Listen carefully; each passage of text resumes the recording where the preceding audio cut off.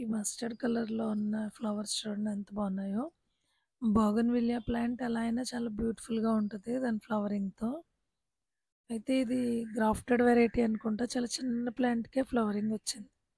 అయితే ఇది నాకు నిజంగా చాలా స్పెషల్ ప్లాంటే. ఈ ప్లాంట్స్ అన్నీ నాకు జూలై ఫస్ట్ వీక్‌లో గిఫ్ట్‌గా వచ్చిన ప్లాంట్స్. ఈ ప్లాంట్స్ అన్నింట్లో అంటే రోజెస్ తర్వాత జాస్మిన్, మందారాలు ఉన్నాయి. వాటితో పాటు ఇది గూడా ఉంది. ఈ చివరిది. లాస్ట్‌లో ఉంది గదండీ చిన్నది. అయితే నాకప్పుడు తెలీదు ఈ ప్లాంట్ బోగన్‌విలియా అని. అంటే నేను దాని లీవ్స్‌ని వాటిని అంత ఐడెంటిఫై చేయలేదు. అయితే వీటిని ఏం చేశానంటే ఒక 10, 15 డేస్ తర్వాత వీటన్నింటిని నేను రీపాటింగ్ చేసుకున్నాను. ఈ ప్లాంట్స్ అన్నింటిని ఎక్సెప్ట్ దిస్ వన్. ఇది నేను చేయలేదు. రీపాటింగ్ చేయలేదు. అది ఎందుకనేది కూడా నాకు రీజన్ ఏం తెలియలేదు. ఈ చివరిది మాత్రం. అంటే నాకు ఆ ప్లాంట్ ఏంటనేది ఐడెంటిఫికేషన్ లేనందుకు చేయలేదో మరేమో నాకంత ఐడియా లేదు. గుర్తు రావట్లేదు గూడా. అయితే మేము హౌస్ షిఫ్ట్ అయిన తర్వాత ఈ చిన్న ప్యాకెట్‌ని గూడా తీసుకొచ్చారు. అంటే అప్పటికి కొన్నే ఉన్నాయి గదండీ ప్లాంట్స్. అంటే ఒక 10, 15 అలా ఉంటాయి అంతే. అంటే ఈ రీపాటింగ్ చేసిన దాంతో పాటు కొన్ని సంపంగి మొక్కలు. సో, అందుకని అనుకుంటా దీన్ని గూడా తీసుకొచ్చారు బానే జాగ్రత్తగా.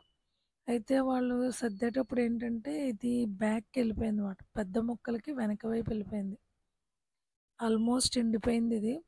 ఎండిపోయిన తర్వాత నేను మొక్కలు సర్దుతున్న ప్రాసెస్‌లో ఇది చూసాను ఈ ప్యాకెట్. అయ్యో! ఇదేంటి ఇలా ఎండిపోయింది. ఇంకా కంప్లీట్ ఆల్మోస్ట్ చచ్చిపోయిందది. అది ఈ స్టెమ్ అంతా ఎండిపోయిందన్నమాట. ఇంక చచ్చిపోయినట్టే కదా! ప్లాంట్ ఒక లీఫ్ కూడా లేదు. అసలు ఇది ఏ ప్లాంట్ అనేది కూడా నాకు ఐడియా రాలేదు. అయితే దీన్ని తీసుకొచ్చి కొంచెం ప్లాంట్స్‌కి ముందుగా పెట్టి నాకు మనసొప్పలేదన్నమాట. నీళ్లు పోసాను దానికి. ఇంకోటేంటంటే చాలా బాధ అనిపించింది. అంటే ఇది ఇంత వాల్యూ లేని ప్లాంట్ అనా? దీన్ని తీసుకెళ్ళి నేను అలా వదిలేసాను.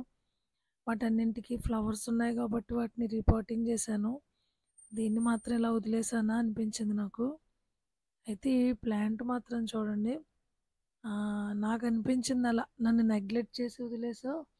అయినా నేను ఇంత బ్యూటిఫుల్‌గా ఈ ఫ్లవర్స్ వచ్చేలా అయ్యాను నేను అన్నట్టు అనిపించింది నాకు ఆ ప్లాంట్‌ని చూసి. సో, నాకు దీన్ని చూసిన తర్వాత అనిపించింది. అన్నింటితో పాటు దాన్ని కూడా రిపోర్ట్ చేసుంటే బాగుండేది కదా అని. ఇంత మంచిగా ఫ్లవరింగ్ వచ్చిందన్నమాట దీనికి. సో, దేన్ని నెగ్లెక్ట్ చేయకూడదు. అది సర్వైవ్ అవ్వాలి అనుకుంటే దాని ఎగ్జిస్టెన్సీ కోసం ఎంత దూరమైనా వెళ్తది అనిపించింది. ఇది చూడండి ఇది స్ట్రాబెర్రీ ప్లాంట్. గ్రోత్‌ని మనం అస్సలు కంట్రోల్ చేయలేం. ఇది చూస్తే నాకు అర్థమైంది. సరే దీని నుంచి ఇలా స్టెమ్స్ వచ్చేస్తున్నాయని చెప్పి దీన్ని ఇందులో పెట్టాను. మళ్ళీ ఒక 2, 3 డేస్‌కి ఇంకా పెద్ద పెద్దయి వచ్చినాయి మళ్ళీ దీనికి. సో, ప్లాంట్స్ నుంచి మనం చాలా నేర్చుకోవాలి. Silent growth. అంటే ఏ సౌండు లేకుండా చాలా కామ్ గ్రోత్ మాట ఇది. ప్లాంట్స్‌కుండేది.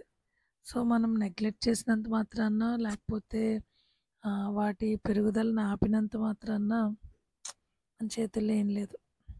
నేచురల్‌గా వాటికున్న వాటి నుంచి అవి ఎలా అయినా సర్వైవ్ అవుతాయి. ఈ 2 ప్లాంట్స్ చూస్తే నాకలా అనిపించింది.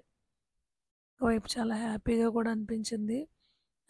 మొక్కకైతే నా మనసులో నేను అనుకున్నాను. చాలా సారీ చెప్పుకున్నాను దానికి.